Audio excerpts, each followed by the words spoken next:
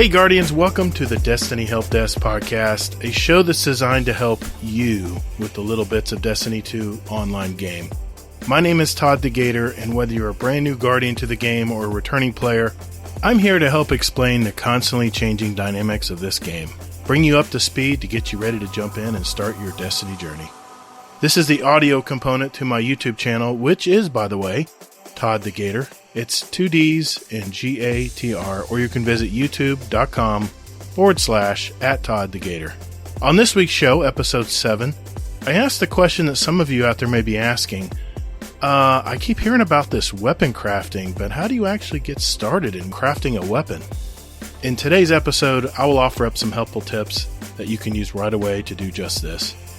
If you're more of a visual learner or want to refresh your memory of today's subject, you will always find a link to the video pertaining to this show's topic. Just check those show notes down below. If you have any questions for me that I might answer on the show at a later time, email me at toddthegator@gmail.com, or you can send me a voicemail with your question at speakpipe.com/Destiny Help Desk. All of these links will be in the show notes provided below. And just remember, there are no stupid questions in the game Destiny. So if you need answers, please don't hesitate to send them my way. This podcast is here to serve you, and who knows, your question might actually help a fellow newer Guardian out there as well. You can find me on Twitter at ToddTheGator. All right, let's get into it.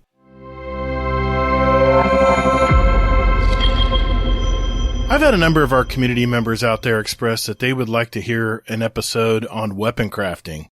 You know, to help out all the new and returning players out there as they've struggled understanding the complete process. And I've decided to do just that today. This is a complete tutorial, starting with a pattern, all the way to the advanced processes of crafting that perfect weapon. So you just started playing Destiny 2, or you've returned to play, and you keep hearing terms in the game like deep sight weapons, resonant alloys, harmonic alloy materials, ascendant alloys, resonant elements. Yeah, I get it. It's enough to make your head spin. Well, in this episode, I will explain what all these items are and how to use them in Destiny 2. All of these materials are used to craft weapons. Now, I hear you saying, wait, Gator, I thought Destiny 2 was all about getting that god roll to drop. What the hell is this weapon crafting stuff? Don't worry, RNG drops are still out there, but ever since the Witch Queen campaign has dropped, there are many, many options now. So let's start from the beginning, shall we? Oh, and at the end of the episode, I'll share a couple of my favorite crafted weapons for PvP and PvE. With the release of the Witch Queen expansion in February of 2022, Bungie added something to the game that longtime Destiny gamers out there have been asking for. The ability to not only craft a weapon, but also to make it more lethal the more you use it. Or in other words, make the weapon your very own. When I heard this news, I was excited, and I believe this is the future of the weapon economy in Destiny 2. Now, at the time of this episode, there are about 61 available weapons, and now with the Season of the Seraph, there's even more. These are all the weapons you can craft, and I'm certain this number will continue to increase as more content is rolled out in the future. So I'm guessing the next question I hear you saying is, Gator, how do I begin to craft these awesome weapons? Well, I'm glad you asked. There is one prerequisite to begin the crafting process. You have to play the initial free-to-play Witch Queen campaign story called The Arrival. Once you complete that campaign story mission, you'll be asked to join Ikora on a new destination called the Enclave in a brand new Witch Queen area called the Throne World. Once there, you'll be asked to craft a new weapon called the Enigma, which is a new type introduced in Witch Queen called the Glaives. The, quote, machine in the Enclave you'll be doing the crafting is called the Relic. Now, I was going to make an entire episode on this subject alone, but I'll just mention it here. If you like game story missions and want to understand what's going on in the game Destiny 2, I highly recommend purchasing the Witch Queen expansion and playing through the Witch Queen story missions. They really are like nothing else. You have two difficulties. You have a regular entry level and a more challenging level called Legend. You can play solo or with friends up to 3 total. If you complete the Legends story all the way through, which is 8 major campaign missions, I believe, you'll get a nice reward for your efforts. I believe this is Bungie's best narrative story yet, so don't miss out on the story. You don't have to know much from the past, so just jump in. All right, enough of that.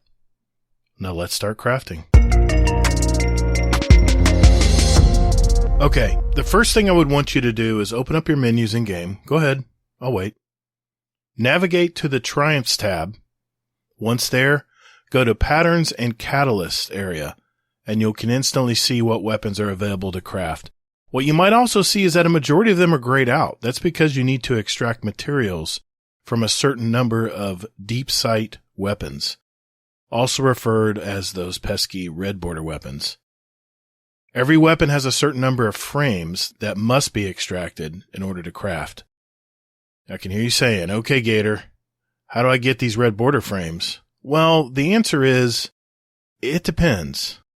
Most weapon frames will drop from anything in the game, like the Adaptive Pulse Rifle, the Syncopation 53. In some cases, you will need to unlock the weapon from drops first in order to get the deep sight versions to extract. Example of these are the seasonal weapons like the SMG, the Callus Mini Tool. Each season since Witch Queen has released a set of seasonal weapons that you can craft. Some craftable weapons are from the raids, like the Doom of Chelcha Scout Rifle from the Kingsfall raid. Just know that you need to play the seasonal events and raids to unlock some of these weapons. Go to the helm, and you will see all of the seasonal weapons. You have the Crown of Sorrow to the left, the War Table straight ahead, the Star Chart a little bit straight ahead and to the left, and finally, the brand new Exo Frame, which is the room to the right. This represents all 4 seasons of the Witch Queen expansion. And remember, these seasons will disappear once Lightfall drops in February, so you gotta get busy now. Okay, so once you've gotten those red border weapons to drop, and you've extracted the materials from them to open up the pattern to craft, now what? Okay, buckle up, because this is where there's gonna be a lot of terms coming your way. Just bear with me, and if you need to come back and repeat these areas, feel free to. Alright, let's go over the materials you're going to need to weapon craft first. Whenever you dismantle a legendary weapon, you will see a resonant alloy drop. They look like little donuts. Hang on to it. You're going to need it later for crafting. At the time of this episode, the cap is 80, I believe, that you can hold in your inventory at one time. When you extract a red border weapon, you will receive several items as well. Smaller materials called resonant elements. Look like little nacho chips. There's a 10,000 cap on those. And more resonant alloys, like I mentioned above, as well as some glimmer and legendary shards, like when you dismantle anything legendary. When you extract a red border or deep sight weapon that's craftable, and you've not reached the required number of frames yet, you will see everything I mentioned before, and a little purple badge indicating that you've unlocked a piece of the pattern. This goes toward your total number of patterns needed to unlock the weapon to craft it. Still with me? There are 2 more materials that you might see, and that is harmonic alloys, which only drop from dismantling or extracting legendary raid weapons. The other is the ascendant alloy.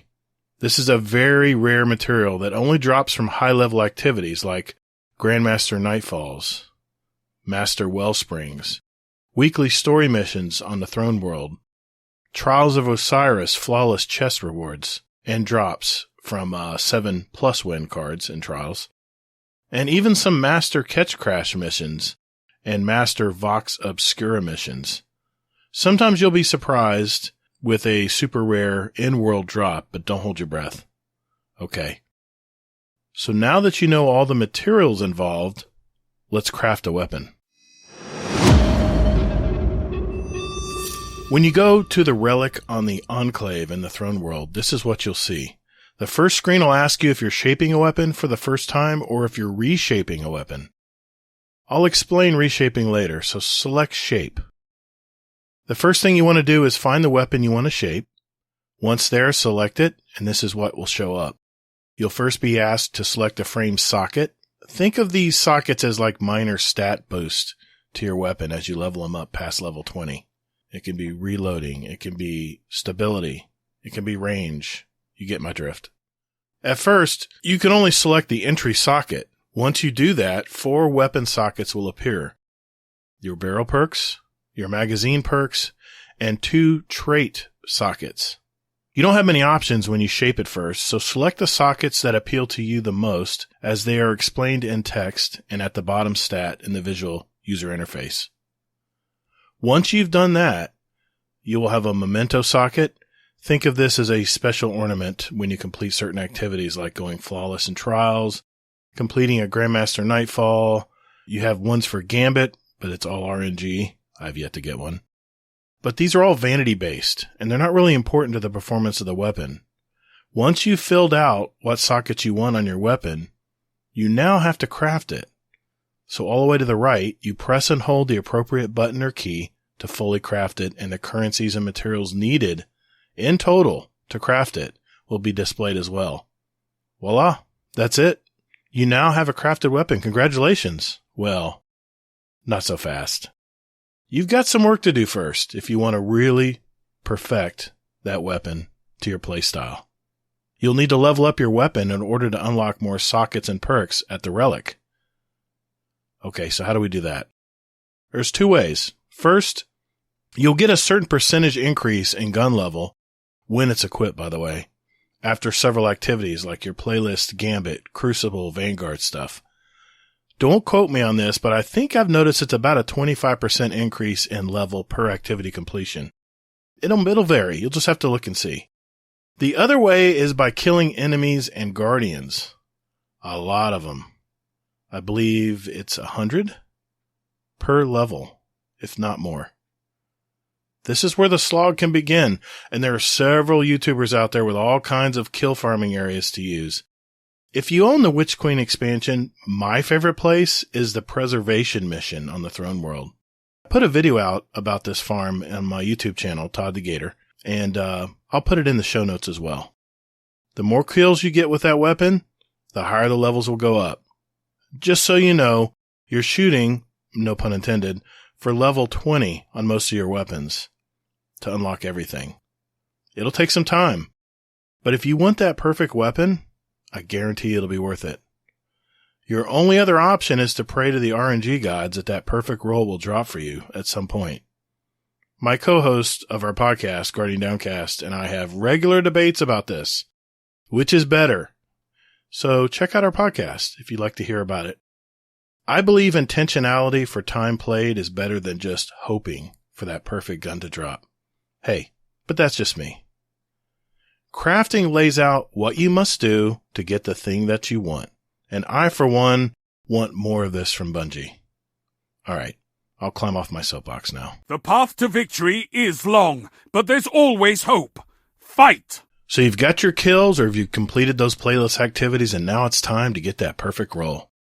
So let's now head back to the relic and make your gun. This time when you go back to the relic, you will choose Reshape, and you'll notice at this gun level, you have all the available options to craft your weapon. Quick note here, make sure the weapon you're wanting to craft is not equipped and is unlocked. You will not be allowed to reshape it if it's not done first. You'll also notice that you now can select enhanced intrinsic slots as well. Your first 2 weapon slots will require resonant elements, those little donut things, but your intrinsic traits will set you back a lot more. Those Ascendant alloys I told you about that are really rare, they're going to come into play here, as you'll need also 2,000 resonant elements, the Doritos, per slot. So start saving up now. One note on crafting materials, as you play more and more, you'll notice deep sight versions of a lot of other weapons will be dropping. Bungie has now updated how you can dismantle these weapons. You have 2 options. You can either dismantle immediately for 100 resonant elements, plus, your Glimmer and Legendary Shards. But if you just get 40 kills with the weapon, you'll unlock the resonance on the weapon, and when dismantling it this time, you'll get 300 resonant elements instead of the 100. A little trick I do is once I get a red border weapon, I'll put it away in my vault. When the good old gunsmith calls for kills for that particular type of weapon, I'll grab it out of my vault and complete the bounty for the gunsmith. And at the same time, I'm getting my 40 kills on the weapon. Just a little hack I use, take it or leave it. A couple side notes on crafting before I go here. If you decide to come back and reshape the weapon again, you'll have to repurchase the new weapon sockets again. It's a point of contention in the Destiny community, and hopefully Bungie will allow us to keep sockets we've already paid for, right? And unlocked. But as of yet, this is not the case, so be warned. Second, if you want to make another version of the weapon for, say, one for PvP and one for PvE, you're going to have to go through all of the above steps for the Nether gun. I know it sucks, but maybe Bungie will change this also in the future. We'll just have to see.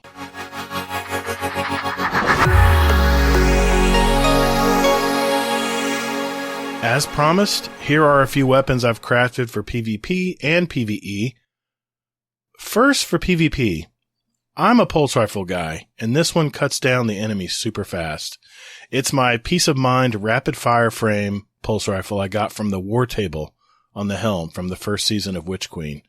And it's equipped with small bore for better range and stability, high caliber rounds so I can flinch my opponents better, and it increases range a little bit. Enhanced heating up, which final blows increase accuracy and stability for a significantly longer duration. And finally, enhanced elemental capacitor. I'm a Void Lock at heart, so my Void subclass adds a buku amount of stability to the gun for a near 100. With the stability mod, I can get almost a perfect vertical recoil for better accuracy. It is my go-to for that sweaty match of Iron Banner. For PvP or PvE, may I present the beloved sniper rifle from the second season of Witch Queen. It has a fluted barrel for faster handling speed and stability to resist flinch, high caliber rounds to inflict more flinch, enhanced snapshot sights for super fast ADS and improved stability, and enhanced extra perk, not normally in the regular snapshot sights, by the way. And enhanced incandescent for spreading that fire and explosions to all my beautiful enemies. Finally, I have a PvE build for my Come to Pass high impact auto rifle from the Witch Queen Wellspring activity. It has arrowhead brake, which controls the recoil very well, steady rounds for improved stability, enhanced perpetual motion for substantial increases to stability, handling, and reload speed while in motion, and finally, enhanced golden tricorn, which final blows grant bonus damage for an improved duration, and also grenade and melee final blows of the same damage type greatly increases damage for an improved extended duration. Your preferred rolls of these weapons may be different than mine, depending on how you play, what your playstyle is, and you may need to test a few out before you know which is perfect for you, so start testing. Hey, thanks for listening to this episode. Hopefully this will convince you to at least give weapon crafting a try. There's nothing more satisfying than to see your very own custom gun, just for your playstyle. Keep an eye on future episodes where I will talk about another subject in the world of Destiny 2. Just a reminder, if you want to join our community, you can go to discord.gg/GuardianDownCast. That's where my longtime friend Hazelnut and I have another Destiny 2 podcast for new and veteran Guardians alike, where we interview content creators and community members to discover their story and journey in Destiny. We also talk about the current issues in the community and game, and go over the latest news from Bungie. If this sounds like something you might want to check out, the link will be in the show notes below as well. There's lots of quick links down there, so check them out. Also, if you have a question relating to the show that you want answered, you can email me at toddthegator@gmail.com or send me a voicemail at speakpipe.com/Destiny Help Desk. Speaking of which, I did get an email from Rebecca. It says, "Good morning, Gator. I just have an idea topic for the podcast. I'm looking to get more comfortable with other weapon types in the game. I rely heavily on auto rifles, SMGs, and limited sidearms and hand cannons. I'd really like to expand my arsenal of weapons and be more comfortable with things like snipers, scout rifles, linear fusion rifles, etc. Can you do a video or a podcast episode on where to use these and how to get more comfortable with them? I struggle so hard with the seasonal challenges because I don't use them. Thank you." This was aka Mohawk Angel. Thanks for your question. What do you think, everyone? Give me some feedback. Email me at toddthegator@gmail.com. Let me know if this is something you'd want to hear as well, and I'll get right on it. I want to help you out, so let's hear them.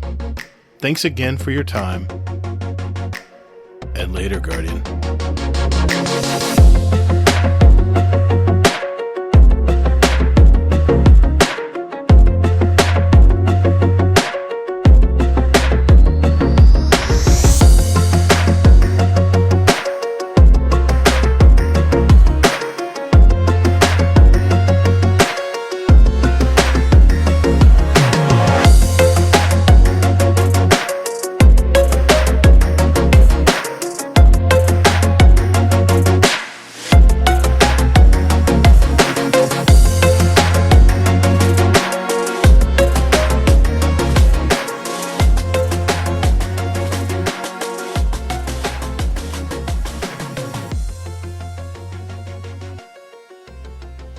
When I heard this news, I was excited, and I believe this is the future of the weapon economy in Destiny 2 in the future.